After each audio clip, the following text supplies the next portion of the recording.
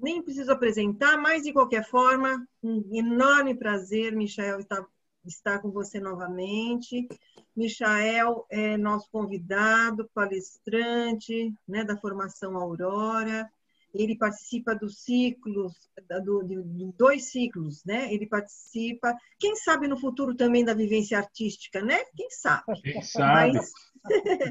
Mas ele participa tanto do ciclo Arte de Curar, inclusive ele foi o primeiro palestrante convidado e deve vir muitas vezes mais, e hoje, especialmente, está sendo convidado para o ciclo do desenvolvimento do caminho interior do terapeuta, né? Para falar, o aniversário dele é dia 27, pertinho do dia 29 de setembro de Micael, e ele foi convidado para falar sobre esse tema, né? Um tema tão importante, uma data tão importante para todos nós que trabalhamos com antroposofia. Então, Michael, médico antroposófico, com uma formação linda, geriatria, gerontologia, cuidados paliativos, também trabalha como terapeuta comunitário. Que mais, Michael? Docente de várias formações, enfim, Michael. Seja bem-vindo mais uma vez e desejo a todos uma linda palestra. A palavra é sua, querido. Vamos lá, muito boa noite. Muito boa noite mesmo, um prazer estar aqui de novo e é uma alegria mesmo.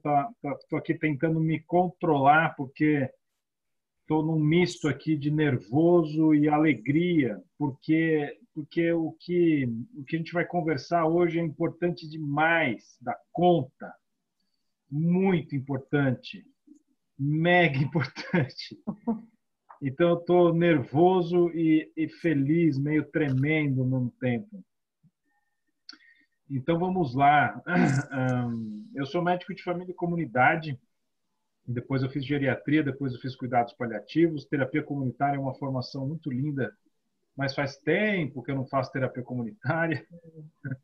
E hoje eu trabalho num centro de geriatria, aqui pertinho de Campinas, em Paulínia, que é SUS, é um centro de geriatria mesmo. Lá tem um ambulatório de geriatria, tem uma residência de geriatria, uma instituição de longa permanência para idosos, e tem um centro-dia também.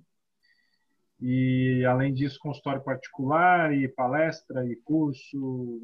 Eu faço parte do grupo que conseguiu fazer também a primeira farmácia social, a Pharma Wegmann, que é uma iniciativa social para a gente ter medicamento antroposófico para quem realmente não pode, que é a maioria. E está sendo muito legal essa experiência. E também faço um ambulatório social aqui, que chama Comunidade Rafaélica, Casa de Serviço Rafaélico. Tá bom. Vamos lá.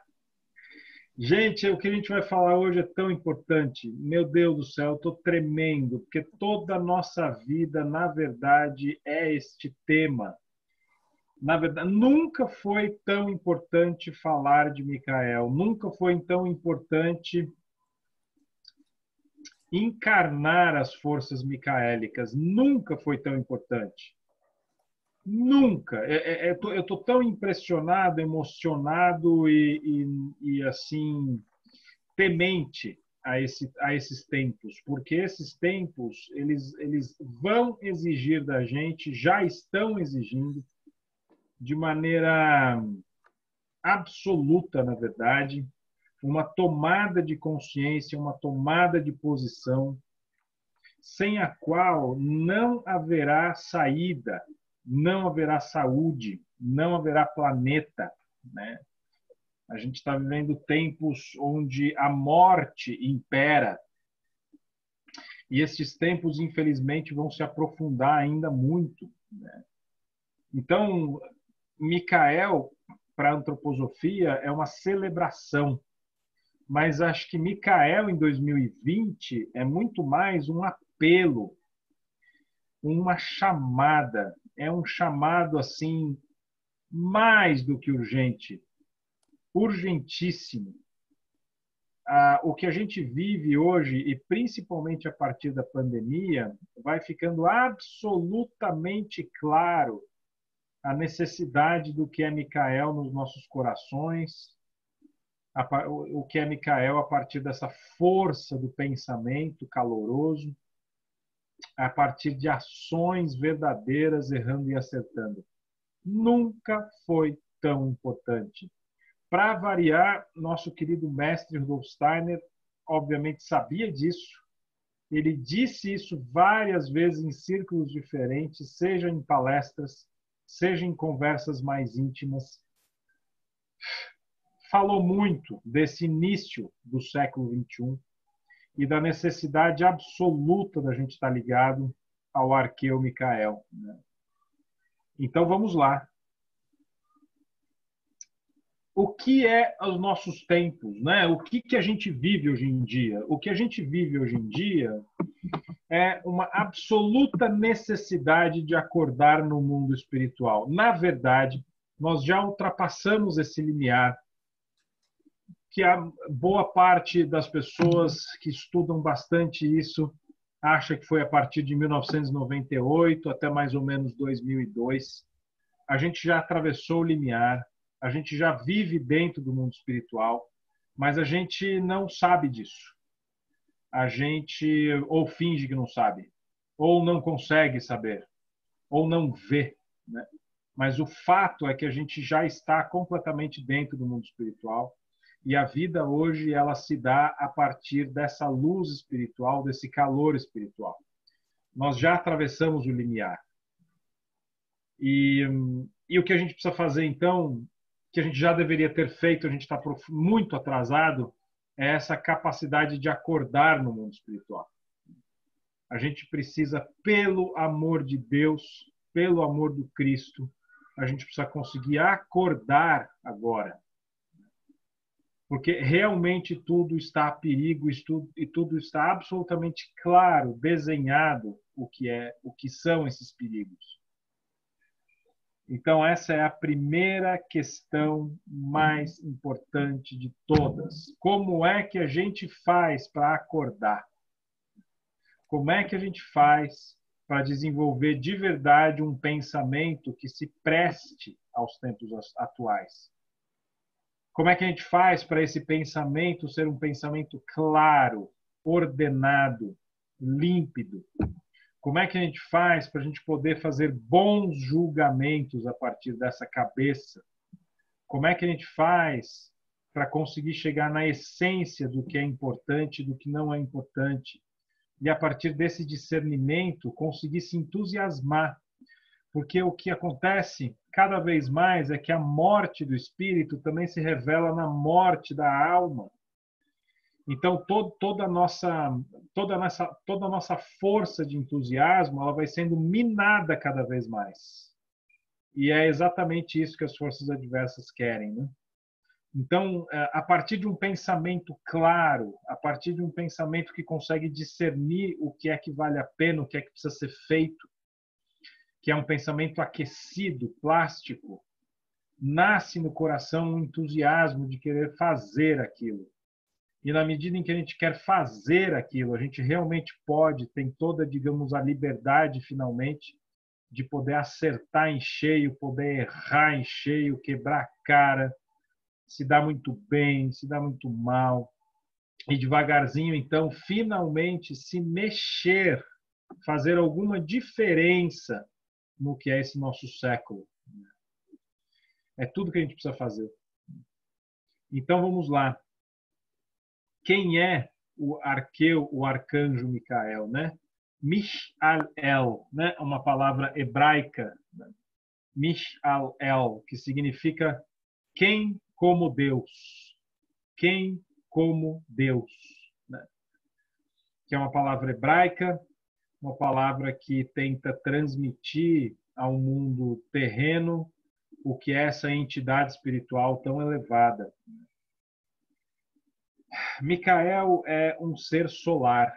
Micael é um ser que tem uma íntima ligação com a força espiritual do Sol. Ele, na verdade, a gente poderia dizer, é uma força poderosa de emanação solar, porque ele encarna o próprio Sol. Ele, nesse sentido, a gente pode dizer, ele é o próprio Sol, né? E a gente vive na época do arcanjo do arqueu Micael, né? A gente vive nessa época em que a direção espiritual da humanidade está nas mãos de Micael. E Micael é esse arcanjo que confia totalmente no ser humano. É esse arcanjo que fez toda uma migração do pensamento cósmico, entregando esse pensamento cósmico para o ser humano. Micael fez todo um trabalho espiritual para isso ser feito ao longo das eras, né? E conseguir fazer essa entrega em plena confiança do pensamento cósmico para o ser humano. Micael tem essa força, que é uma força reveladora da face do Cristo. Micael encarna a face do Cristo. E é interessante, né? Porque a face é a primeira coisa que a gente vê. A face é aquilo que a gente se relaciona. E na face vive a verdade, né? Se eu olho para um rosto, para uma face, se eu vejo o que é essa personalidade espiritual estampada na face, eu tenho oportunidade, se eu tenho bons olhos, de enxergar a verdade. E, portanto, também de enxergar a não-verdade. E é interessante essa essência espiritual micaélica, que é profundamente um pulso solar, um pulso de calor e um pulso de verdade. E é por isso que a gente chama que é o arcanjo da coragem, né? Porque na medida em que eu consigo saber em profunda liberdade o que é a verdade, o entusiasmo que nasce no meu coração para poder servir aquela verdade é gigantesco, é imenso. Então, desculpa, gente, eu de verdade estou emocionado hoje, que assim, é tudo que a gente precisa hoje em dia. A gente precisa se apropriar de uma vez por todas dessas forças. A gente precisa ser capaz de caminhar hoje em dia nessa individuação. Senão, de verdade, não tem muito o que fazer. Senão a gente realmente está vencido já, sabe? Micael é esse ser, essa entidade que é quieta, é séria, absolutamente séria, é calado. Ele não fica interessado em nenhum tipo de, como é que a gente pode dizer, de burburinho, de barulho. Ele se interessa profundamente pelas ações do ser humano. Ele está absolutamente ligado, ele está absolutamente afinado, ele está absolutamente intrincado com as ações do ser humano. E, principalmente, as consequências das ações. Aonde está Micael? Micael é esse pensamento solar, essa ideia, esse pensamento espiritual, essa força cognitiva muito aquecida, essa força cognitiva que pulsa, mas pulsa nas suas ações muito completamente ligadas à questão das consequências das ações. Steiner fala assim que os outros arcanjos estão muito ligados às causas das coisas. E todo o tecido, todo o tecer cósmico dos outros arcanjos está principalmente ligado às causas, às origens espirituais das coisas. Micael não. Micael está direcionado para o futuro. Micael fica direcionado completamente às ações dos seres humanos. E as ações que os seres humanos o entregam, né? Porque ele fez essa entrega em plena confiança para o ser humano. E agora ele fica absolutamente quieto, esperando a devolutiva do ser humano. E o ser humano precisa, então, devolver a Micael as ações a partir desse pensamento iluminado e aquecido. E na hora, então, que a gente começa a se mexer, no momento, então, que a gente começa a tomar todas as atitudes e começa a errar e acertar em plena liberdade, aí sim ele começa a nos ajudar. aí sim ele começa a agir de fato. Mas ele não age se a gente não age. Isso é, digamos, a principal característica.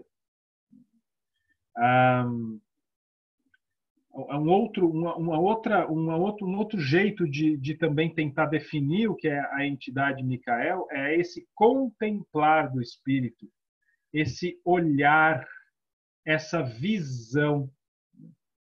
Se ele tem essa profunda intimidade com a verdade, porque a única coisa que interessa a Micael é a verdade. Se ele tem essa íntima essência da verdade, na verdade, se a gente consegue estar em Micael, a gente tem finalmente a possibilidade de ver o que é. Ou seja, Micael está ligado profundamente com essa purificação dos sentidos. Então, só relembrando, todo mundo já sabe, né? Na hora que eu faço todo o meu processo de encarnação, na hora que eu nasço da minha mãe, na hora que eu faço a minha primeira inspiração, toda uma realidade kármica muito profunda se instala em mim, determinando uma série de consequências kármicas que estão ligadas aos meus 12 sentidos. E os meus 12 sentidos estão, então, profundamente poluídos por toda uma série de erros ao longo das encarnações. Eu tenho os meus sentidos muito mal desenvolvidos. É muito fácil falar isso com terapeutas artísticos, né? Porque a terapia artística, ela é essa prática maravilhosa de lapidar os sentidos. Ela é mais que isso, mas ela tem essa tarefa também de lapidar os sentidos. E é interessante porque é flagrante, né? Tudo que eu vejo, na verdade, está imbuído de mim mesmo nas coisas que eu ainda não sei, as coisas ainda que eu não consigo redimir em mim, assim. Então, toda a minha visão é poluída. Eu vejo, na verdade, projeções das minhas luzes e das minhas sombras. E a coisa horrorosa é essa, porque eu não vejo o que é. É assim. Eu vejo sempre coisas que não são. Ou eu consigo, às vezes, ter um fragmento do que é. Né? Às vezes eu consigo ver uma coisinha do que é. Assim? A maior parte do tempo eu estou projetando toda essa poluição dos meus sentidos. Então, Micael é esse arcanjo que, de verdade, nos ajuda a olhar e ver o que é. Que nada mais é de um outro jeito de falar do que é verdade. Quais são, de fato, as realidades espirituais que a gente precisa desenvolver. E tem totalmente a ver, então, com a terceira parte da pedra fundamental, né? A terceira estrofe, né? Alma do homem, tu vives na cabeça em repouso, que é a partir dos pensamentos do mundo. Então, é essa capacidade de ver, contemplar o espírito. Então, por isso essa necessidade meditativa da gente estar imbuído de uma calma interior para conseguir contemplar o que precisa ser contemplado. Boa parte da explicação da nossa vida hoje, recheada, completamente dominada pela morte, está nesse olhar morto, completamente enviesado, completamente manipulado pelos processos dessa destituição da luz que precisava ter nos meus sentidos. Né? Então vamos finalmente aqui começar o nosso primeiro mantra, né? Que a gente podia falar todas as manhãs hoje em dia. Né? Ó Micael, eu me recomendo aos teus cuidados, eu me alio à tua liderança com toda a força do meu coração. Que o dia de hoje reflita a tua vontade, que ordena o destino. Então, essa é uma primeira meditação que a gente deveria hoje em dia fazer todas as manhãs, mas, por favor, só faça se você tem vontade de fazer, né? Não faça forçado, não adianta nada. Mas se você tem alguma vontade, faça todas as manhãs, né? Eu tenho feito, tem me ajudado muito. Então, chamar e estar a serviço dessa força. Micael é essa força gigantesca de pensamento cósmico, mas um pensamento que se derrama para o coração, pulsa calor e finalmente se derrama nos atos de amor. Então, toda essa missão que o ser humano tem relacionada à conquista da liberdade, o arcanjo que nos guia na conquista da liberdade é Micael. E eu vou repetir uma coisa porque precisa ser dito cada vez mais, né? É em plena confiança que ele está ao nosso lado, em total entrega. É de fato o arcanjo que confia profundamente no ser humano. Sim, porque nem todas as hierarquias fazem isso. Mas Micael faz, com total ação, com total força. É interessante porque o metal relacionado à força micaélica é o ferro. E o que é o ferro? O que é ferro? Em primeiro lugar, esse ferro que chove na Terra, milhões e milhões de toneladas por ano. É interessante porque o planeta Terra é fecundado por ferro meteórico todos os anos, em ritmos de chuva meteórica. E a força, digamos, que se torna física na Terra relacionada a essa questão micaélica é o metal ferro. E uma vez que a gente se relaciona com o ferro, a gente pode, através da força física do ferro, do elemento ferro, a gente se ligar à questão espiritual do ferro. O ser humano é ponte, né? O ser humano é esse instante entre o futuro e o passado, né? O passado e o futuro. E nesse instante do presente, essa ponte, o ferro tem um papel fundamental, ou seja, na medida em que a gente se relaciona com o ferro na Terra, a gente tem possibilidade, através do elemento físico ferro, chegar no elemento espiritual ferro. E o elemento espiritual ferro nada mais é do que poder de oxidação. O ferro, ele se liga a tudo. O ferro se liga a tudo. É interessante estudar a química do ferro, porque a gente vê que o ferro ele não tem nenhum tipo de seletividade. Ele se liga a tudo o que ele puder. E ele oxida tudo. Ele faz um processo de oxidação. Então, uma das ideias mais centrais espirituais do ferro é interesse. Interesse profundo pelo mundo. Interesse verdadeiro pelo mundo.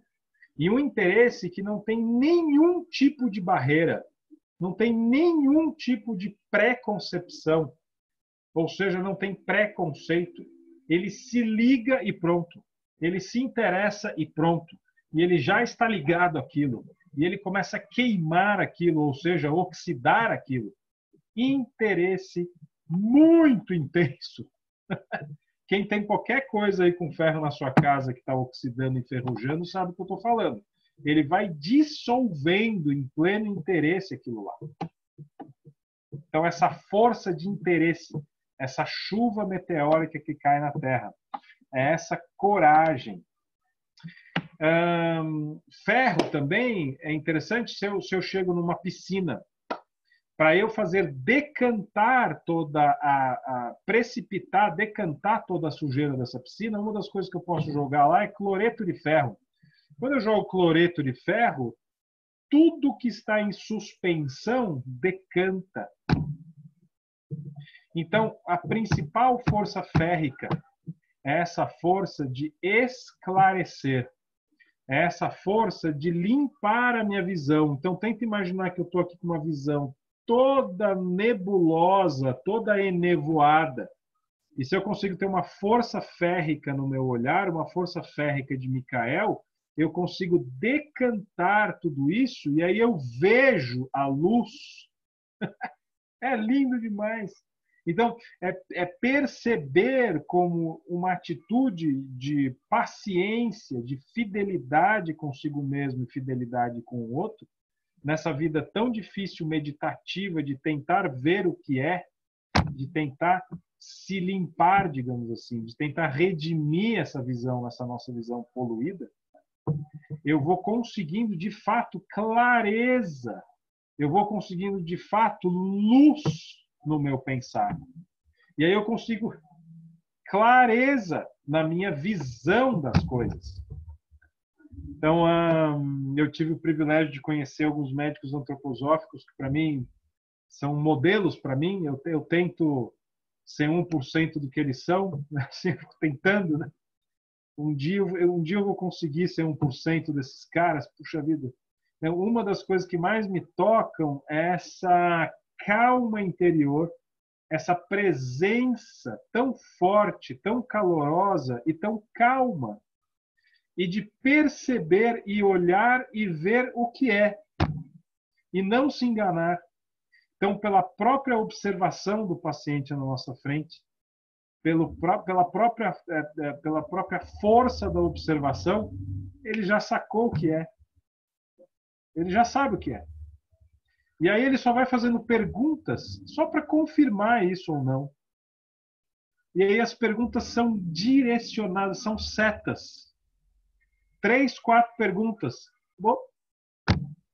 E a partir disso, chamar para o coração, chamar para o vínculo, chamar para a fidelidade. E aí, vamos trilhar um caminho? Então, por exemplo, na profissão médica, e não é médico antroposófico só, viu? Médico bom faz isso. Qualquer médico bom faz isso. Olhar e ver o que é. Não viajar na maionese. Não ver o que gostaria de ver.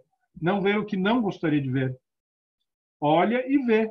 Está feito o diagnóstico. Então, esse poder está na visão das coisas. Então, uma outra imagem de Micael é essa força pulsátil do coração, essa luz e esse calor que vive no coração, que invade os olhos. Essa força gigantesca da visão correta das coisas como elas são. Ai, que bom, estava com muita vontade de falar isso. E da força do ferro, da clareza, da precipitação das coisas, como que precipitando o ruído, precipitando a magia negra, porque a magia negra ela faz isso, né? Ela joga uma nuvem e aí eu me seduzo por aquilo e aí eu vejo aquilo e falo que aquilo é a realidade. Não, aquilo não é a realidade, aquilo é uma nuvem. E aí eu preciso ser capaz de atravessar a magia e ver o que é. O pior é que, repito, o que vai fazer? O pior é que é uma dupla luta, porque tem as magias que o mundo adverso me faz externamente, mas a principal magia sou eu comigo mesmo. Eu quero ver o que eu quero ver. Eu não quero ver o que eu não quero ver. E isso gente, é 99,9% do tempo a gente faz isso, é de chorar no banheiro. É horroroso, a gente não enxerga. Pior ainda, a gente vai lá e culpa o outro, culpa o governo, culpa a minha mãe. Não é minha mãe, é isso. Não entendi, entendeu porra nenhuma, desculpa. Não viu nada. Então, essa força, essa calma, esse centramento, essa presença pulsátil solar que está no coração, está no pensamento, está na visão correta das coisas. Muito bem. E o que são os tempos atuais? Está fácil, né? Agora está desenhado. O que são os tempos atuais? Os tempos atuais se traduzem numa definição muito simples. É a morte da matéria. Tudo está morto. Ou se não está morto, está sendo assassinado. Desculpa a força das palavras, tá? Mas é o que está acontecendo. Toda a vida do planeta está sendo assassinada. Toda a vida das relações está sendo assassinada. Toda a vida do pensamento, mesmo o pensamento intelectual, até o pensamento intelectual estão querendo matar. Assim. Eu não estou nem dizendo um pensamento imaginativo, nossa, isso é o que a gente precisa. Mas antes disso, um pensamento intelectual, porque quem pensa já se tornou muito esquisito, muito estranho. Eu não posso pensar, senão eu já estou fora da bolha. Então, a morte do pensamento, a morte do sentimento, então, meu Deus, a morte do sentimento, a morte da ação, porque eu sou um papagaio de pirata mal feito, eu só reproduzo coisas automáticas. Sim? Eu não faço nada que seja autêntico. Eu só faço aquilo que eu já sei fazer, que não tem validade nenhuma. Assim? Então, a morte das coisas está absolutamente instalada. Assim? A morte social, todo o nosso organismo social, todo o nosso tecido social está morto. Está profundamente dominado por forças de morte. Agora vamos traduzir o que é morte. O que é matéria? Quando eu penso no que é matéria, de novo agora estou falando como cientista. Quando eu estudo o que é matéria, a principal característica da matéria é fragmentação. Vamos pegar qualquer coisa que morre. Morreu, fragmenta. A principal característica da matéria sem vida é fragmentação e dispersão. Essa é a característica. Fragmentação e dispersão. E como que é o nosso tecido social cada vez mais? Cada vez mais fragmentado e disperso. Como que é o meu pensamento? Cada vez mais fragmentado e disperso. Como que a ciência trabalha? Cada vez mais fragmentada. Cada vez mais profundamente mais fragmentada. Eu fiz residência na Unifesp, né? E na Unifesp a gente tirava sarro da gente mesmo, dizendo assim que os ambulatórios eram de medicina tão especializada que a gente ficava brincando, aqui é a casinha da coronária direita, aqui é a casinha da coronária esquerda. Porque a medicina ela se fragmentou tanto. Eu preciso hoje de tantos super especialistas que o que eu sei é muito sobre nada. O super especialista, ele sabe muito sobre nada. Nada. É o ortopedista especialista em menisco do joelho direito.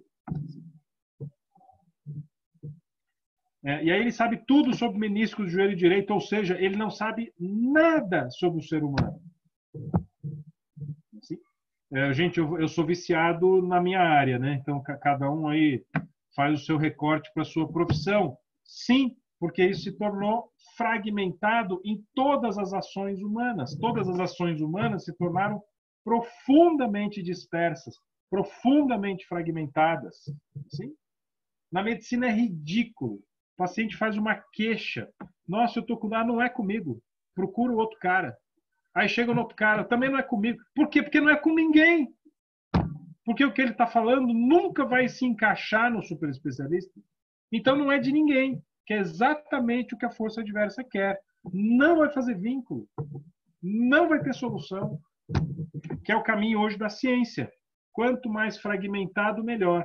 Ah, eu quero fazer um doutorado. Ah, pois não, vamos trabalhar no seu tema. Não, está muito grande, corta. Não, está muito grande, corta. Não, está muito grande, corta. Você vai falar sobre a pena do pássaro no verão do hemisfério norte na espécie... Para saber o quê? Nada.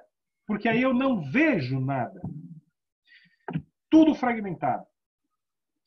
Vamos falar de Facebook, vamos falar de Instagram, vamos falar de mídia. O que é a mídia, ou o que são as redes sociais, nada mais é do que uma força de isolar, uma força de fragmentar, uma força de colocar em oposição. O argumento, vamos nos juntar. Não, imagina. Tudo que vai fazer é fragmentar. tudo que vai fazer é fazer uma visão cada vez de uma bolha cada vez mais específica, cada vez mais distante do outro. Então, a realidade é que eu estou apartado de você e você não me interessa. Ou eu tenho indiferença a você, porque você não me interessa, porque você pensa diferente de mim, você sente diferente de mim.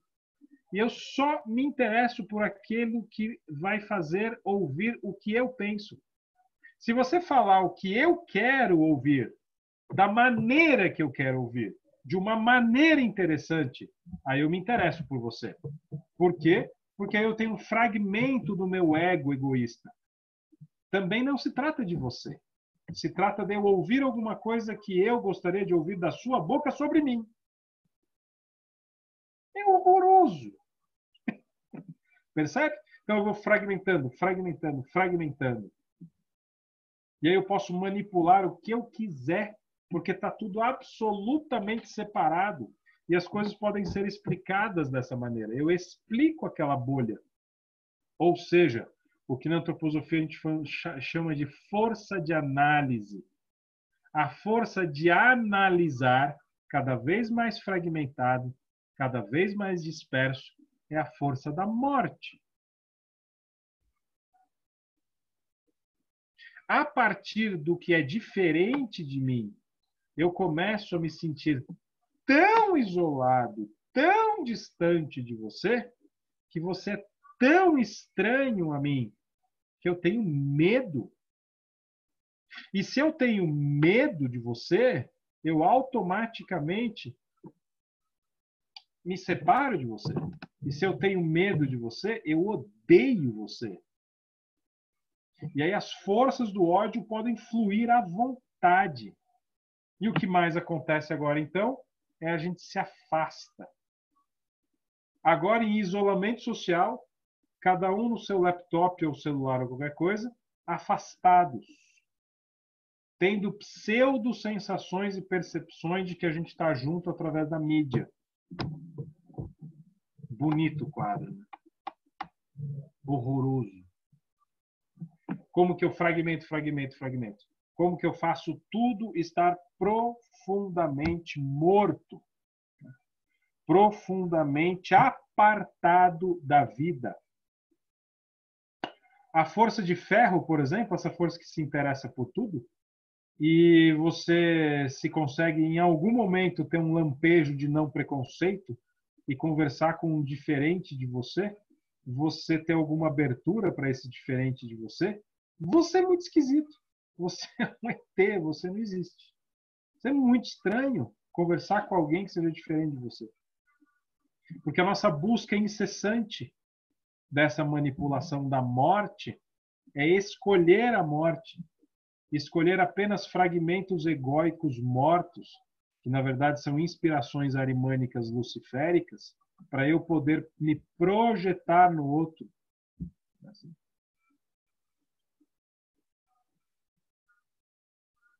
As profissões, as políticas, a organização social, a economia. Toda a economia hoje é baseada em fragmentação. Qual é o discurso? O discurso é da globalização. Qual é a prática? Fragmentação. Divisão. Percebeu? Então, o que a gente vive é um isolamento social, que não é um isolamento social do vírus. Esse é o reflexo externo. Eu não sei se é uma arma biológica esse vírus, mas eu também não sei se é ele um fragmento que nós criamos, porque ele é uma imagem perfeita daquilo que nós somos hoje. Ou seja, algo que eu posso agora, finalmente, achar um espaço de total isolamento. Total isolamento. Eu fico apartado de você. Eu fico longe dos meus amigos.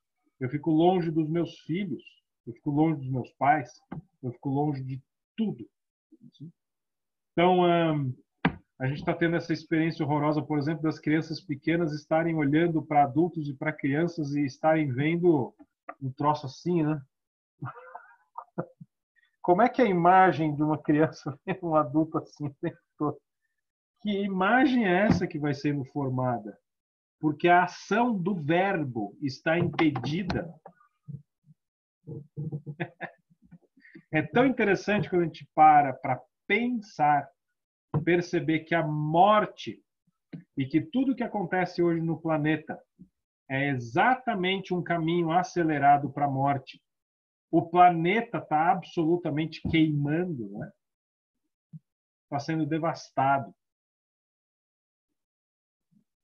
Então, o que fazer com esse panorama?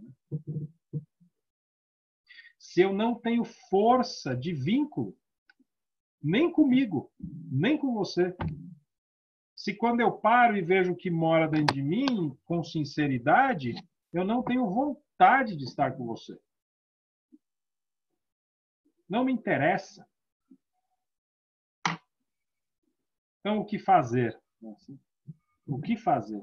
Por exemplo, eu lembrei de outra profissão que foi profundamente assassinada, o direito, por exemplo. O direito foi assassinado, foi ultra fragmentado. E aí eu tenho a impossibilidade de fazer justiça, porque eu não vejo mais o que é. Não me interessa, na verdade. Não quero. Fragmentado. Graças a Deus não é só isso. Porque seja em qualquer profissão hoje, de qualquer lugar, tem tentativas maravilhosas de fazer frente a isso. Sim? Então o ser humano está tentando fazer uma força de integração. E de fato vai conseguindo. Um pouco ali, um pouco aqui. Na medicina, esse movimento, graças a Deus, cada vez mais toma mais força de integração da clínica, né? E assim por diante, de ver o todo. Então, as coisas, é claro que não são só desse jeito, mas a força principal dos nossos tempos na Terra é a força da morte, é a força do morrer, é a força do apartar, é a força do isolar, é a força do fragmentar. Bom, e aí? E aí que isso tem uma consequência muito, muito, muito extensa, mas muito simples. Em primeiro lugar, eu preciso conseguir ser eu. Assim? Então, a primeira coisa que vai acontecendo é que a chance dessa morte, dentro da morte, tem uma possibilidade de vida. Dentro da força da morte, tem uma possibilidade de ressuscitação. Existe essa palavra? Eu acabei de criar uma palavra, força de ressuscitação, sei lá, força de ressuscitar, todo mundo entendeu. Então, dentro da morte da matéria, tem uma força de ressuscitação, tem uma força de ressuscitar a partir da morte da matéria, né? E isso se dá pela força da individualização. Então, o que acontece hoje em dia como tarefa primeira? Eu preciso conseguir me individualizar. Eu preciso conseguir ser eu. E agora eu tenho todas as oportunidades adversas e regulares para isso. Ou seja, eu tenho toda a atividade de isolamento e fragmentação em que eu cada vez estou mais sozinho, assim, forçosamente, eu cada vez estou mais sozinho, o que guarda uma potência espiritual extraordinária, que é essa força, então, de se descobrir. Essa força, então, de encontrar luz dentro. Mas, na realidade, na medida em que eu vou tentando me encontrar e na medida em que eu vou tentando ser sozinho e na medida em que eu vou tentando me individualizar, eu não encontro exatamente luz. Eu encontro escuridão. Então, uma das coisas mais importantes de perceber na atualidade, na contemporaneidade, é o que o processo de individuação e o processo de autodesenvolvimento é um processo de encontrar escuridão.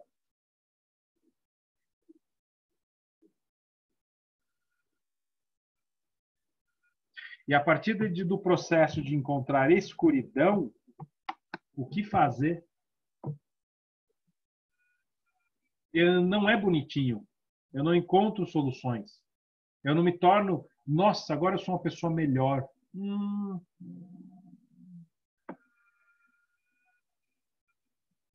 De repente, eu me encontro sozinho, eu me encontro no frio, eu me encontro na escuridão. Aqui tá, eu estou só, eu estou isolado, eu estou em profunda solidão, está muito frio e está tudo escuro. Esse é o processo de individuação. Não é outro.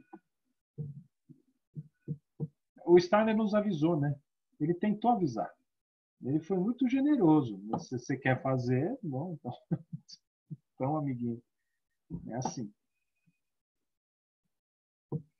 O processo de individuação é vendido por muitas correntes mais luciféricas, outras mais arimânicas, como um processo de iluminação. Não, não é. Mas dá uma vontade. Eu queria tanto comprar um troço desse aí. Tem um produto, tem produtos espirituais, assim. Tem um leque de produtos espirituais para você. Por exemplo, olha que interessante. Eu tenho uma paciente que eu fico provocando ela, porque ela fala assim: nós já somos deuses. Nós já somos pura luz e puro amor. A gente só precisa saber disso. Aí eu falo assim: que legal. Então me explica o que você está fazendo aqui. Ué, eu tenho só umas coisinhas para resolver, eu quero a sua ajuda. Com todo prazer, estou aqui para isso. Aí ela começa a descrever o que ela faz. E o que ela faz é um ato de superioridade para com os outros o tempo inteiro. E ela vai percebendo devagar que, na verdade, tudo que ela me fala, e eu vou dando um sorrisinho aqui, um sorrisinho ali, eu vou tentando ser o espelho para ela, né? Ela vai percebendo que ela, na verdade, ela se acha superior a tudo e a todos. Na medida que ela entendeu que ela é um Deus encarnado. É verdade. Percebe como a espiritualidade falsa, ela mexe com verdades? Ela não mexe só com mentiras. Nós somos deuses encarnados. Nós somos pura luz e amor. Sim, nós somos. Mas o que você está fazendo com isso, de verdade? E aí eu falo, descreve o teu trabalho. Descreve como é que você está cuidando do seu filho. Como é que está a tua relação com o marido?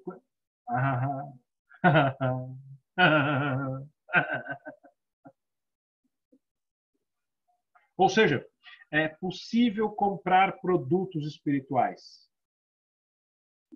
E eles são espirituais, tá? Eles são espirituais. Mas são ou arimânicos ou luciféricos, ou os dois. E são lindos. E eles me isolam ainda mais do outro. E eles me tornam mais distante ainda de ver o que é. Ver o que é não é exatamente bonito, não é exatamente agradável. Então, essa força do ferro tem essa força da matéria, tem essa força do que é essa força de fragmentação. Uma das maneiras mais lindas que o Steiner pôde nos descrever dessa força de fragmentação tão necessária aos nossos tempos, tão contemporânea, é a questão da Isis Sofia. Não é? Então, vou ler aqui um mantra do Steiner sobre Isis Sofia. Isis Sofia, a sabedoria do Deus, foi morta por Lúcifer e levada às amplidões do espaço, nas asas dos poderes do universo. Querer do Cristo que atua nos homens, arrebatá-la-á de Lúcifer, e nas barcas da ciência espiritual, em almas humanas fará ressuscitar Isis Sofia, a sabedoria do Deus. Toda a profunda sabedoria da Isis Sofia, ela foi espalhada, ela foi fragmentada. E eu? Está sem som. Vocês estão ouvindo, Michael? Então sou eu. Tudo bem, o problema foi comigo. Perfeito. Desculpa, alguém não continua. ouviu a Isis Sofia?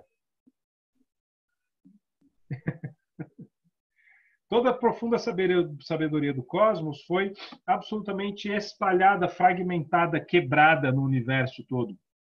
E a missão do ser humano, esse outro jeito de falar da força micaélica, a missão do ser humano é fazer isso se integrar de novo. E isso finalmente ser de novo o um, ser de novo uma unidade, que é essa imagem da sabedoria cósmica, da Isis Sofia. A atitude micaélica é essa espada, essa ação. Então, a atitude micaélica é realmente fazer algo que tenha a ação concreta, material no mundo, mas que não fique no material e que, a partir da morte da matéria, consiga ressuscitar. Né? Então, diz o Steiner assim: ó homem, tu o formas para ele te servir.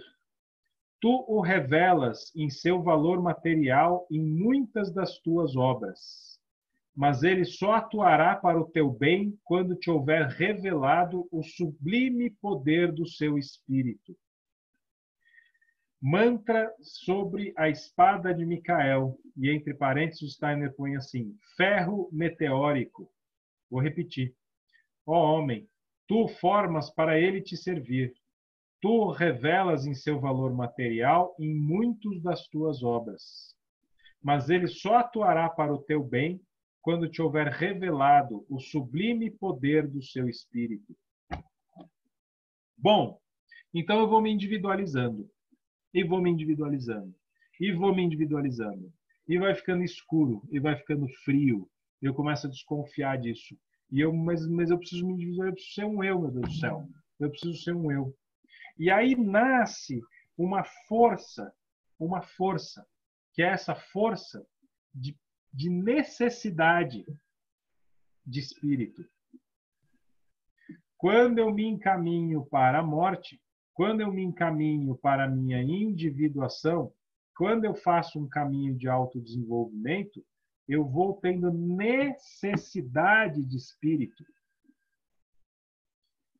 E é aí que entra a questão da vida meditativa.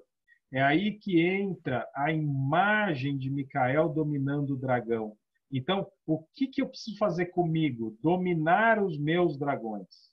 Dominar o dragão não é matar o dragão. Até porque eu nem tenho força para isso, individual para isso. Todas as imagens de Micael não é ele enfiando a espada no dragão e matando. Não, é ele dominando o dragão. É interessante porque as imagens, nossa, as imagens são muito lindas, né? Tem essas imagens dele, às vezes, com um olhar absolutamente calmo. Né? Tem imagens que ele é muito leve. É tão interessante, ele é super leve em cima do dragão.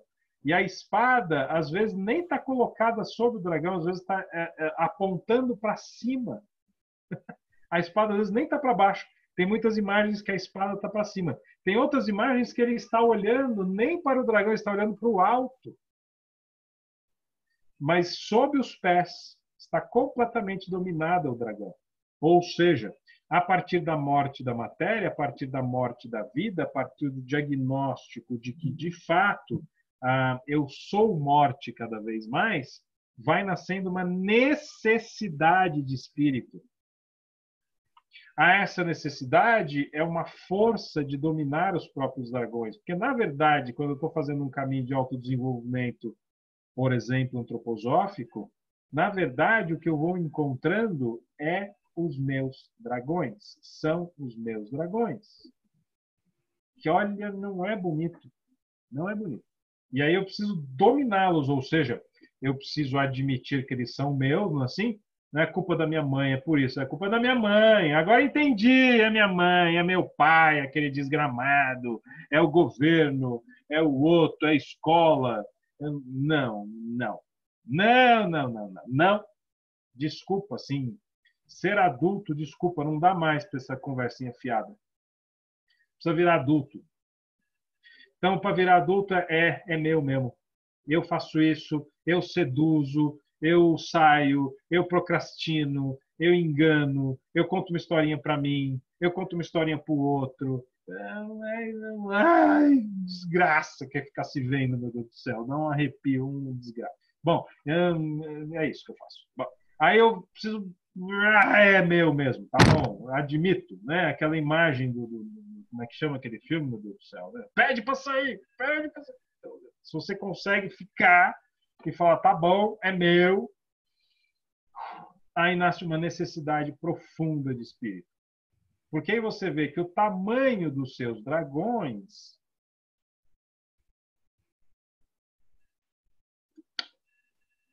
você vai fazer com isso?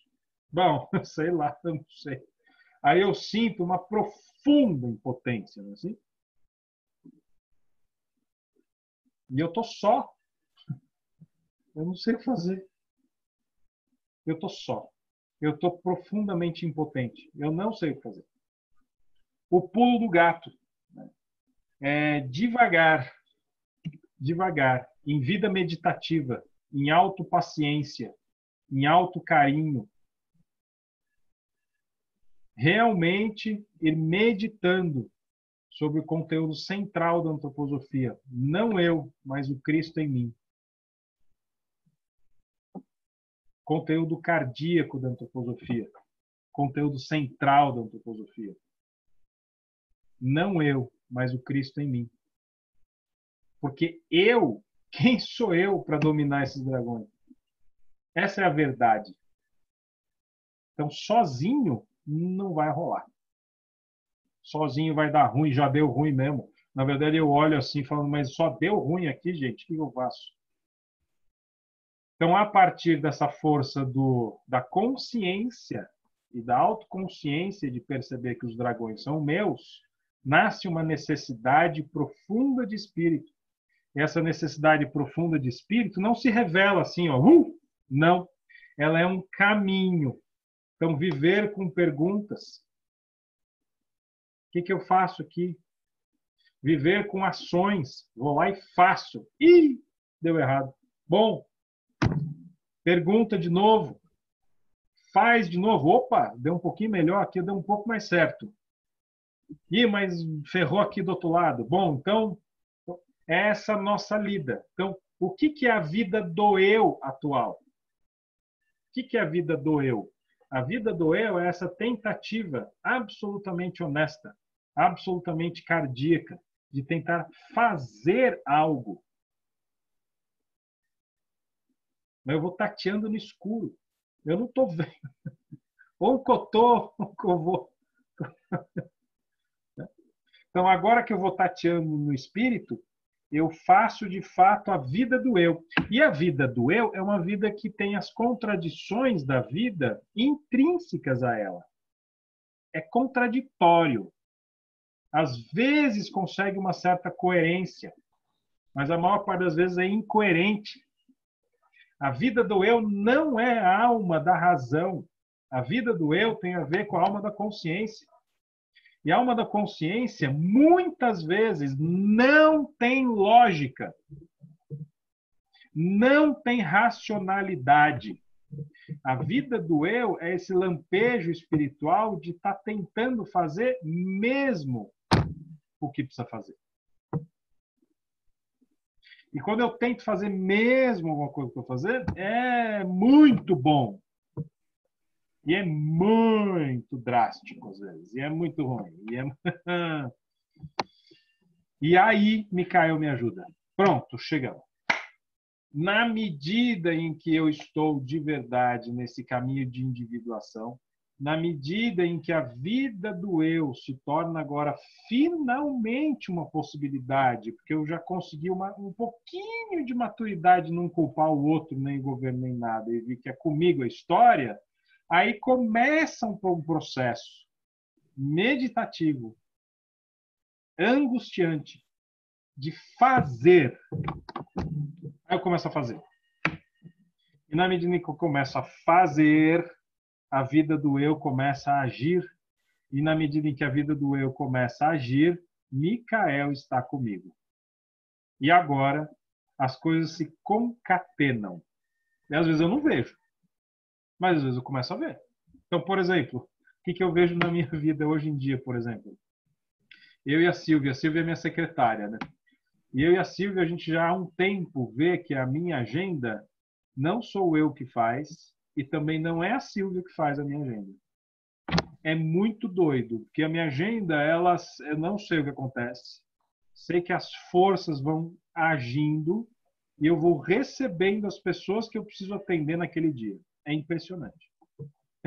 Hoje, por exemplo, antes da palestra, eu atendi uma mãe e uma filha que me despertaram forças muito verdadeiras para falar aquilo que eu ia falar hoje.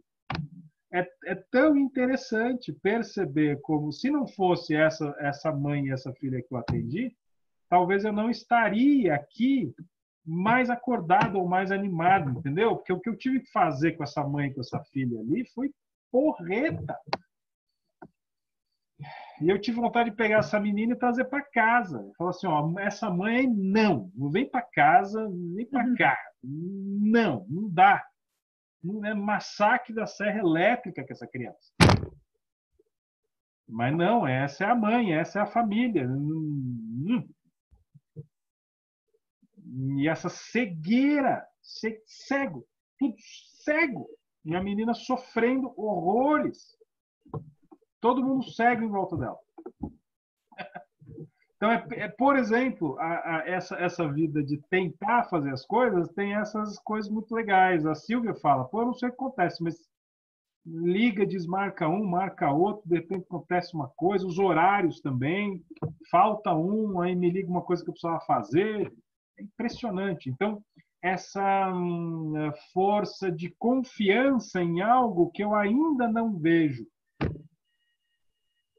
Repito, essa força, essa confiança de algo que eu ainda não vejo. De vez em quando eu tateio, de vez em quando eu percebo, mas eu ainda não vejo claramente. Mas é concreto ao mesmo tempo, está acontecendo. Micael vive aí nessas consequências. Assim. Eu faço um erro. Então, hoje, por exemplo, os erros que eu faço, será que eu vou falar correto? Não sei se é correto o que eu vou falar, mas eu acho que talvez seja. Os erros que eu faço se revelam muito mais rapidamente para mim mesmo. Puta, errei aqui. Ai, cara, já foi, agora errou, agora vai ter que pedir desculpa, agora vai ter que... Ai, meu Deus do céu, volta tudo, já deu briga, lascou o cano, ninguém dormiu, agora vai. Errou. Não vi o idiota. Pô, mas era tão simples ver, mas eu não vi. Não vi. Foi. Ou não quis ver, ou quis ver, mas não quis ver, né? Alguma coisa eu fiz e a coisa foi lá em uma meleca toda no ventilador. Agora já foi. Né? Então é interessante porque essa força precisa encontrar essa vida meditativa. E aí a outra realidade agora, o pulo do gato, é na medida em que eu sou eu, na medida eu sou eu, oh, meu Deus, eu sou eu, oh, dó, não é eu sou eu. Na medida em que eu tento ser o indivíduo, na medida em que eu tento ser responsável pelas minhas ações, nasce outra força, que é a força da comunidade. Assim, que eu percebo que sozinho também não adianta, eu não faço nada sozinho hoje em dia fora. Eu preciso ser sozinho dentro.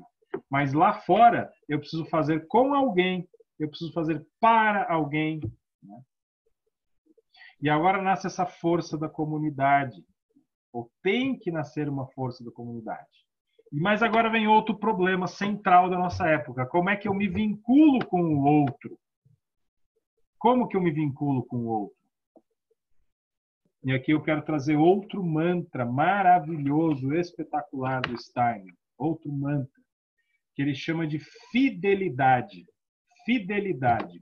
Ouve só. Você deve adquirir um novo conceito corajoso de fidelidade. Aquilo que as pessoas costumam chamar de fidelidade é por demais efêmero. Você, no entanto, deve esforçar-se pela fidelidade da seguinte maneira: haverá na outra pessoa momentos bastante fugazes em que você haverá como que preenchida, como que iluminada interiormente pela imagem original do seu espírito. Depois virão outros momentos, longos períodos de tempo, em que as pessoas ficam obscurecidas. Mas deve-se aprender a dizer sempre durante esses períodos: o Espírito me dá forças. Atenho-me à imagem original, pois certa vez a enxerguei. Nenhuma ilusão, nenhuma falsa aparência pode roubar-me a mesma. Lute sempre por essa imagem que você viu. Essa luta é que é fidelidade. E lutando assim pela fidelidade, um ser humano estará próximo do outro, como se fosse preenchido de forças sublimes de guardião. Então, eu preciso conseguir me ligar ao outro, mas se eu me ligo ao outro cheio de condicionais, não é assim? Eu me ligo a você, se você for assim, assim, assim, assim. Não funciona. Então, como é que eu me vinculo? E aí eu me vinculo, e aí eu de verdade me vinculo, e aí eu me torno fiel. Eu sou fiel a essa pessoa. Então, essa pessoa, eu vi certa vez essa luz, eu vi certa vez essa autenticidade. Eu sei que ela é um espírito, eu sei que ela é um ser humano. Mas depois tem longos períodos que ela está apagada. Ela faz bobagem, ela erra, a relação enfraquece, faz mais bobagem ainda, se distancia. Mas eu continuo fiel, porque certa vez eu vi essa luz. Então, por exemplo, isso é muito comum hoje em dia nos espaços de trabalho, não é assim? Se a gente consegue, por exemplo, estar num trabalho que tem um objetivo, que é realmente um objetivo que presta, um objetivo que tem valor, um objetivo moral, a gente tem que ter vinculação verdadeira com essas pessoas. Não adianta um vínculo com condições muito estritas. As pessoas não, eu, você, todo mundo. A gente precisa conseguir essa força dessa vitalidade que consegue suportar esses períodos de escuridão, né? Aí eu consigo fazer comunidade. Bom, por que eu estou falando isso? Porque o passo seguinte, mais obrigatório da atualidade, é conseguir construir comunidades. Ninguém vai ser capaz de enfrentar os bichos sozinho. Eu vou ter que conseguir construir comunidades. Eu vou ter que construir comunidades que, em primeiro lugar, precisam se vincular verdadeiramente. Porque as forças adversas destroem esses vínculos rápido, se você não vincula verdadeiramente. E a outra pessoa é chata, outra pessoa pensa diferente, outra pessoa, outro é mesquinho, outro sempre chega atrasado, outro sempre olha torto, outro... É ou não é? Ou só eu tenho essa experiência? Não adianta, é assim. É assim. E eu me mantenho fiel e eu vou tentando fazer o meu melhor sempre, né? E você pode ter certeza que o outro também está olhando para você e falando: oh, esse cara está escurecido, é difícil de ficar fiel com esse desgramando, hein? Ai, meu Deus, o trabalho que dá. Ai, que chatice. Meu Deus do céu, eu preciso de férias. É assim. Se você pensa que você está suportando o outro às vezes está te suportando o dobro, né? Então, nesse sentido, a gente precisa ter forças de comunidade. Falando assim, parece que é só autotortura. Não, não é disso que eu estou falando. Não é disso que eu estou falando. Mas é de realmente fazer um processo de vinculação e uma tentativa honesta de comunidade. Às vezes não é possível fazer aquela comunidade funcionar. Ok. Foi uma tentativa boa. Foi uma tentativa honesta. Não foi possível continuar. Ok. Mas de fato foi tentado. De verdade foi tentado. Ou, às vezes, as instituições também têm vida, têm um ciclo de vida. Durou 3 anos, durou 5 anos, durou 15 anos, tudo bem. tem problema. Isso também é verdade, isso também é interessante, né? Que ela tenha ciclo de vida e ciclo de morte. Tudo bem até aqui? Posso falar um pouquinho mais? Posso, velho? Só um pouquinho mais? Claro, Tudo bem? você tem meia hora. Oba! Fiz um processo, então, de individuação, né? Faço uma tentativa honesta de vida a partir do eu. Assim. Tento me vincular verdadeiramente, construir comunidades, mas ainda assim isso não basta. Ainda assim, um espírito cosmopolita, ainda assim o espírito micaélico me chama. Como que eu faço verdadeiramente um espírito cosmopolita agir a partir de mim? Esse espírito que não conhece as diferenças, esse espírito que se interessa verdadeiramente, esse espírito que trabalha autoconscientemente de maneira verdadeira os preconceitos, as discriminações, as diferenças, e vai compondo todo um tecido onde de verdade diferentes podem trabalhar juntos. Ainda assim, Micael me pede algo que vai além disso. Ele me pede algo que é dar um passo a mais, que é entregar para ele toda essa lapidação. Por quê?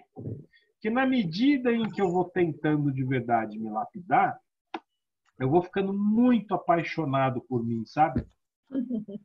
Eu vou ficando assim, olha só o que eu estou fazendo, ai que coisa legal. Esse negócio aqui. Eu sou demais, é bom demais. Olha só, estou conseguindo. Olha, lá vou eu. Pimpão. Lá vou eu. E não, porque isso não é para você. Bom, é para você. Mas não é para você. É para você, mas não é para você. Porque agora tudo aquilo que você lapidou não pode ficar com você. Então agora Micael fala assim, dá, entrega. Entrega tudo aquilo que você trabalhou. Entrega para o mundo espiritual. Eu vejo que isso tem a ver com essa questão da espada direcionada para cima, com o olhar direcionado para cima. Porque as nossas ações, toda essa força do eu, toda essa força das contradições, toda essa força do coração de querer mesmo ser amoroso, querer mesmo ser caloroso, querer mesmo construir algo que tenha força, que tenha valor, que tenha validade, não é para você, é para o outro. E também não é exatamente para o outro, é para o mundo espiritual. Então, essa entrega de toda a lapidação que você fez, de todo o esforço que você fez, vai caminhando para uma força para o coração. E agora, de fato, eu tenho, digamos, a chance de ser um servidor. Ou seja, eu tenho a chance de estar entregando tudo aquilo que eu me esforço e não fica comigo. Eu não tenho isso. Eu entrego isso. E aí é essa questão da força do coração. Essa questão de, a partir desse esforço gigantesco meditativo, de colocar vontade na cabeça, e a partir da força da vontade ter alguma vida meditativa, e a partir da vida meditativa ter alguma chance de boa cognição, e a partir da boa cognição ter clareza, ter pensamento claro, ter bom raciocínio, e começar a ter chance agora de ver o que é. A partir do momento que eu consigo começar a ver um pouquinho do que é, isso vai iluminando o tórax. E aí, com a luz da minha consciência, com a luz da minha liberdade, eu começo a iluminar o que vive no tórax, o que vive nos pulmões e no coração. Na verdade, o que vive entre coração e pulmão. E agora eu começo a conseguir tatear muito leve a vontade. Ou seja, Na medida em que eu sou capaz de entregar aquilo que eu lapidei com tanto esforço, na medida em que eu vou tendo essa possibilidade, pelo menos, de entregar aquilo que eu lapidei com tanto esforço, aí eu vou começando a ter chance de ficar mais próximo do que é ser um ser livre, ter os pensamentos cósmicos mais claros, ter força de discernimento, ter calma, porque agora eu não tenho mais um anseio egóico. Isso é para mim. Isso não é para mim. Agora eu posso pulsar mais no meu coração. E aí eu vou entregando todas essas coisas para a comunidade na qual eu estou inserido. A partir disso, então, eu sou capaz devagarzinho de viver nessa questão do que é a entrega. Por exemplo, quanto mais eu trabalho com antroposofia, quanto mais eu faço medicina, quanto mais eu tento me relacionar verdadeiramente comigo, com as pessoas, mais eu vou percebendo que, na verdade, toda lapidação do que é tentar ser um eu, não tem um eu ali dentro. Vou repetir. Na medida em que eu vou lapidando, vou fazendo um esforço, a única coisa que de fato eu acho que acontece é isso aqui, ó. Pedra fundamental. Na verdade, a única coisa que eu acho de fato que é o que acontece é que a gente tenta construir um cálice. A gente tenta construir um relicário no coração, um cálice. Não é nem exatamente que você é você.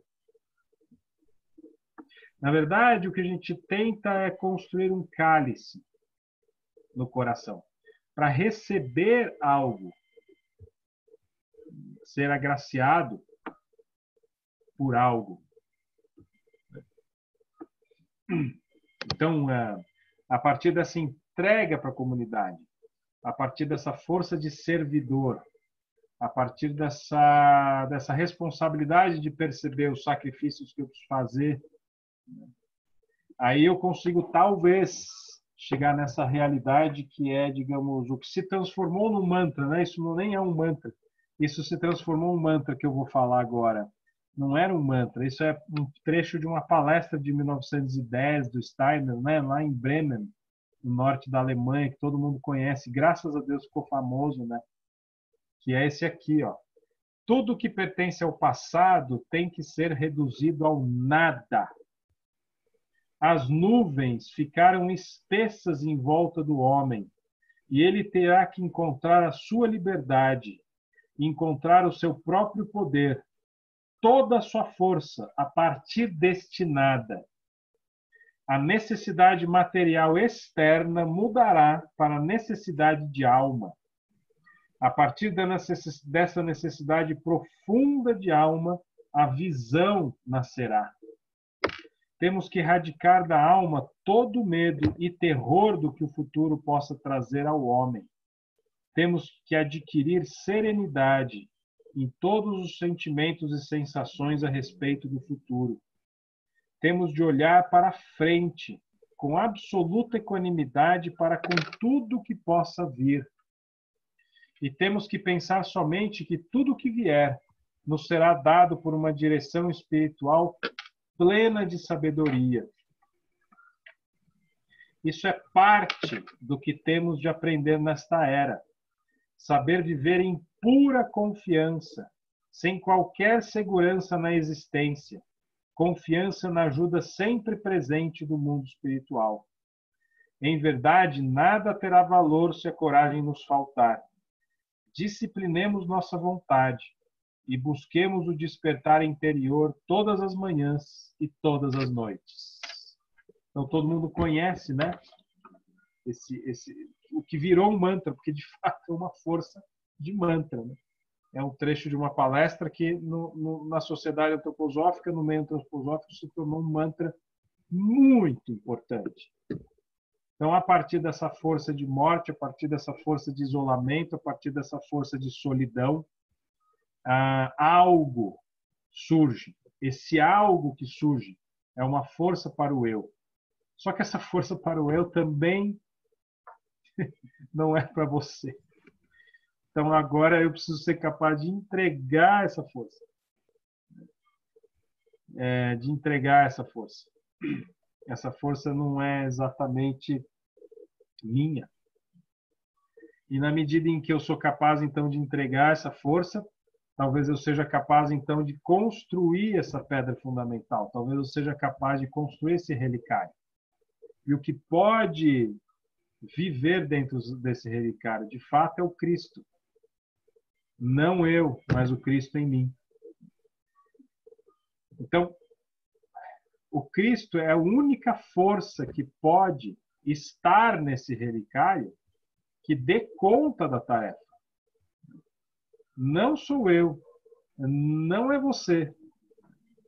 Na verdade, somos nós que trabalhamos moralmente para tentar construir esse relicário em cada um de nós. Ou seja, na medida em que eu dou força para a comunidade, na medida em que todo o meu talento, toda a minha força, todo o meu bom humor, todo o meu bom coração, toda a minha boa vontade, toda a minha força está à disposição da comunidade e eu consigo entregar isso desinteressadamente para a comunidade, e na medida em que você consegue fazer isso, na medida que o outro consegue fazer isso, aí de fato a gente pode ser capaz de construir um relicário no coração em que o Cristo possa estar dentro, pulsando a partir dessa força solar. O caminho para isso é a força micaélica. O caminho para isso é através desse arqueu tão especial. O caminho para isso é essa força de fidelidade, percebe? Essa força de fidelidade com o que é o ser humano, o que é a criação humana. Ufa, ai que delícia! Estava doido para falar essas coisas. Ui, que delícia, que bom. Agora eu proponho que a gente faça perguntas, respostas, comentários, contribuições. Pode ser, Vera? Claro, claro que sim.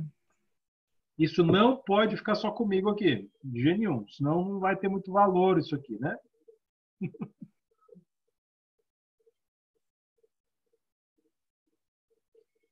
E aí, Kátia, gostou aí ou não? Muito, muito. Inclusive, algo me impactou bastante quando você chama a atenção que, na medida em que a gente faz a individuação, a gente entra no escuro, na escuridão. Eu acho que é exatamente essa escuridão importante, porque é nela que residem os dragões. E a gente se ilude. Então, é só nesse momento que a gente é capaz de enfrentar os dragões e encontrar a força para que as nossas virtudes venham à tona. E no momento que as nossas virtudes vêm à tona, nós vamos ter força para ajudar, para ser fiéis, para criar comunidades, sem sombra de dúvida. E eu acho que mais do que nunca o que você falou, que lapidar-se é fazer e entregar ao universo, acho que é isso o objetivo. Nós não somos eu, nós somos a unidade. Então, toda vez que nós tivermos que agir em prol de alguma coisa, matando um dragão, dominando um dragão, com certeza nós estamos falando pela unidade, nós estamos integrados na unidade. É ajudando a mais um a perceber. Não sei se eu... É interessante porque essa força, por exemplo, eu era uma pessoa que era muito dispersa no ambiente e eu não tinha muita força de individuação. E é interessante perceber, por exemplo, que a necessidade da vida também, graças a Deus, faz isso, né? Então, por exemplo, no processo de individuação, você está caminhando lado a lado com forças, por exemplo, de egoísmo. E você precisa andar com elas. Não adianta. Não adianta. Você precisa enfrentar as próprias forças de egoísmo Você precisa, às vezes, ter atitudes que são realmente não para o outro, é sim para você, é não para o outro, né? Então, é um processo de individuação que é necessário antes desse processo de lapidação. Eu estou falando isso porque, como eu, tem muitas pessoas... Eu era muito bonzinho, gente. Eu era um bonzinho do bonzinho, fazia tudo para os outros, nunca dizia não para nada. E o bonzinho tá ferrado, o bonzinho tá lascado. Não pode ser bonzinho. Não pode ser bonzinho. Você precisa ter essa força de conseguir ser egoístas, ter essa força de conseguir dizer não para o outro, essa força de individuação, essa força de se encontrar sozinho, né? E a partir disso começar uma lapidação, né? Então, antes da lapidação vem uma força de interiorização que é muito necessária. A vantagem de hoje em dia é que a gente realmente está sendo forçado a isso, né? Uhum. Eu só ouso divergir, porque não acho que seja egoísmo, não, porque eu vejo o egoísmo sempre como um dos maiores vícios e defeitos, que anula todas as demais virtudes. Eu costumo dizer, repetindo, claro, na filosofia, que o egoísmo é o pai de todos os vícios, ou a mãe, seja lá o que for, é o gerador de todos os vícios. Quando você diz isso, eu acho que é um crescimento, porque você, quando aprende a dizer não, e aprende a olhar para si próprio, você está admitindo que eu só posso fazer aquilo que eu sou capaz de fazer neste momento. Então, eu não vejo como egoísmo. Gostei, Kátia. Muito obrigado.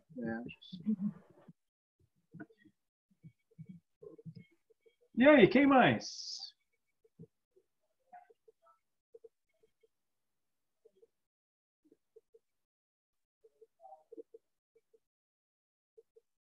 Essa questão da característica da época, da característica material da época, do materialismo mais atroz, que traz esse poder de fragmentação, esse poder de dispersão, faz sentido para vocês? Né? Oposição, eu fico na minha bolha, você fica na sua, não sei. E com isso a gente vai afastando, a gente vai se afastando um dos outros com a magia de querer dizer que a gente está se aproximando uns dos outros. Rede social faz isso. Mídia faz isso. Política faz isso.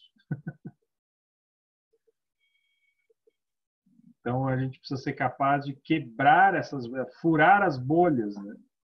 Ir até o outro.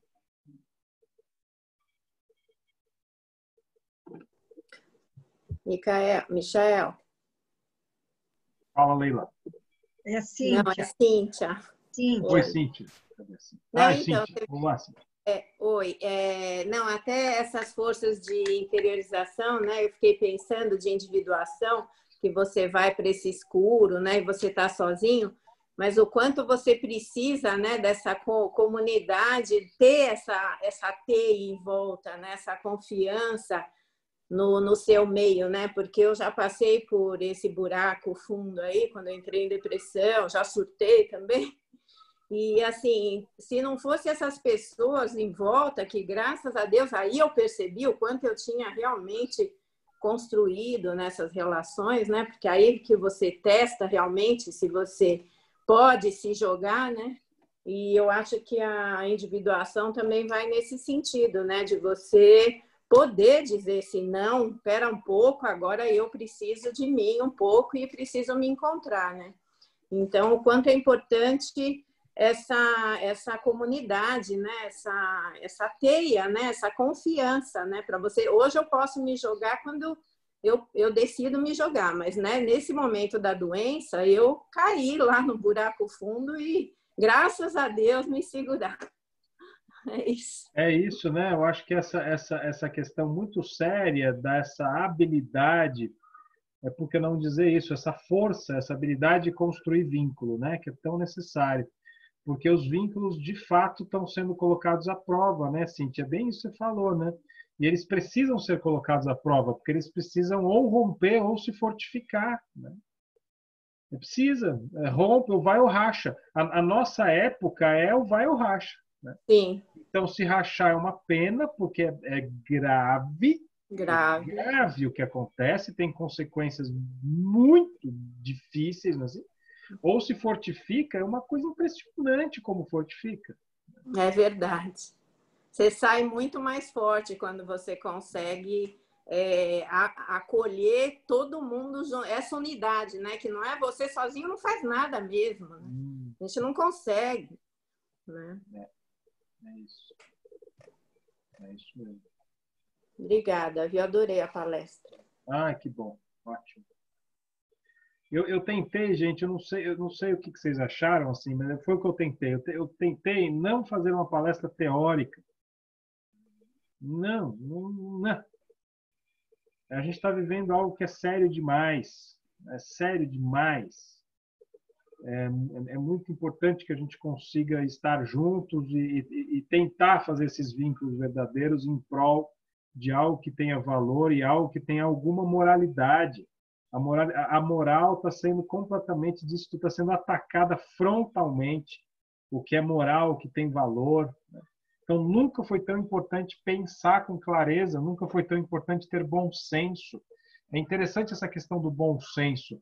O bom senso é essa questão sutil de perceber o que precisa ser feito. E o bom senso, hoje em dia a gente tem um senso comum, né? E o senso comum está completamente desvirtuado, completamente pervertido, está completamente longe do bom senso. Exatamente porque está tudo muito poluído, enevoado, né? Então é muito importante a gente reconquistar o bom senso, ter bom senso nas coisas.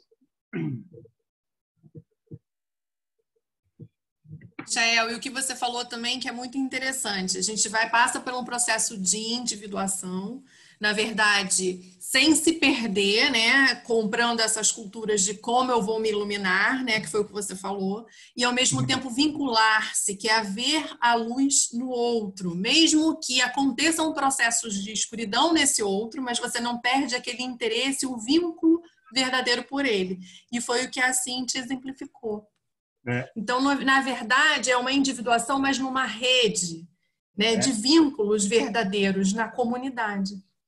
É isso mesmo, Daniela. A gente precisa ser capaz de fazer isso cada vez mais. Senão a gente está lascadinho. A gente precisa ser capaz, a gente precisa ter essa disposição. A outra palavra que eu quis falar, né, que eu fiquei feliz que eu não esqueci, foi essa questão do entusiasmo, né? Porque assim está sendo assassinado qualquer tipo de entusiasmo, qualquer tipo de calor no coração, qualquer tipo de compaixão, qualquer tipo de bom humor. Não pode mais ser bem-humorado, não pode ter mais vontade de fazer as coisas.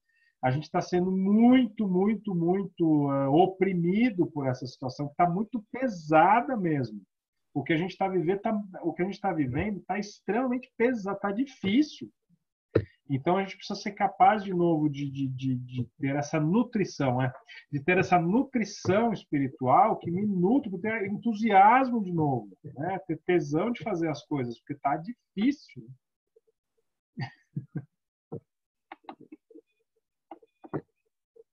Então, fazer esses vínculos, né? Por exemplo, assim, eu cuido de uma senhorinha que a gente chama ela de Mainha. Mainha porque ela fala assim, oi Mainha, oi painho. E a gente não conhece a história dela. A gente conhece a história, a gente conhece fragmentos da história dela. Ela foi acolhida por uma instituição de caridade, ela foi encaminhada judicialmente para onde eu trabalho, e ela não tinha documento nenhum, a gente não sabe a data de nascimento, a gente não sabe, a gente tem certeza que ela vem, a gente tem quase certeza que ela vem do norte de Minas Gerais, a gente não conseguiu coletar essa história, foi todo um processo judicial para tentar saber dessa história dessa pessoa, mas o fato é que a gente deu aniversário, a assistente social que trabalha lá precisava dar uma data de nascimento para ela, olha que doido. Então, a gente deu lá dia 23 de setembro de 52, eu acho. E ela é manhã. Então, ela fez aniversário ontem, né? Então, a gente cantou parabéns. E o fato dela, ela tem uma demência vascular mista, ela tem uma consciência, mas não tem uma consciência tão boa. É interessante quando a gente cantou parabéns para ela, como ela chorou de emoção.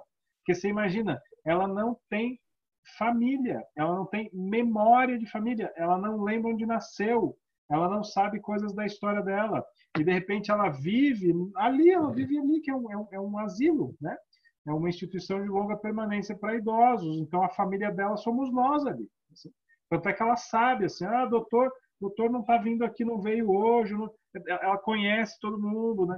Então, você percebe que a força de vínculo, como ela fica emocionada com um simples parabéns, entende?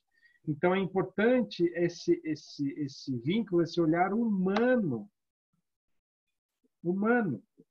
simples, direto, bem simples.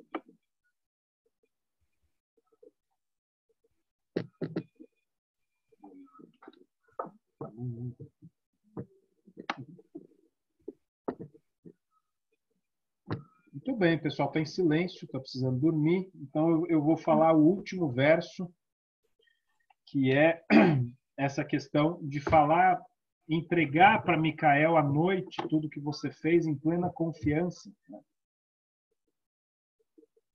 É fundamental. Se você faz assim essa questão, ó Micael, eu me recomendo aos teus cuidados, eu me alio à tua liderança. Você fez isso de manhã, à noite, né? Entrega tudo aquilo que você fez, né? Entrega mesmo, né? Então é assim, ó Micael, carrego o meu pesar ao sol poente, coloco minhas preocupações em teu colo resplandecente, purificadas no amor, transformadas na luz. Elas voltam como pensamentos que auxiliam e como força para agir, disposto ao alegre sacrifício. Então, esse é o da noite. Então, se a gente fala da manhã, fala da noite, vai tentando fazer esse ritmo, isso se torna uma força importante.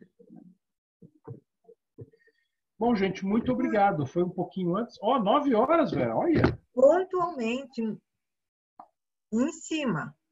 Em cima. Michael, agradecimento a você. Nesse momento tão importante, né? Nós estamos passando por um limiar, né? Eu sinto isso, né? Um limiar. E muito bom, né? Ter momentos como esse, né? Onde a gente pode ouvir e pode se sensibilizar, né? E pode levar esse calor no coração, né? Onde esse frio todo que a gente não tem nesse contato com os olhos próximos, nesse contato com o outro, mas a gente pode ouvir. E é um alimento para a alma, né? Então, eu acho que nós temos força para, nessa escuridão, termos encontrado o calor. Né? Então, muito grato a você nesse momento de trazer força para que nós continuemos com fé e entusiasmados pelo nosso sacrifício de viver. Muito grato. Bom. Muito obrigado, viu? Gratidão a todos. Boa noite. Boa noite. Obrigada, Michael, mais uma vez. Uma boa época.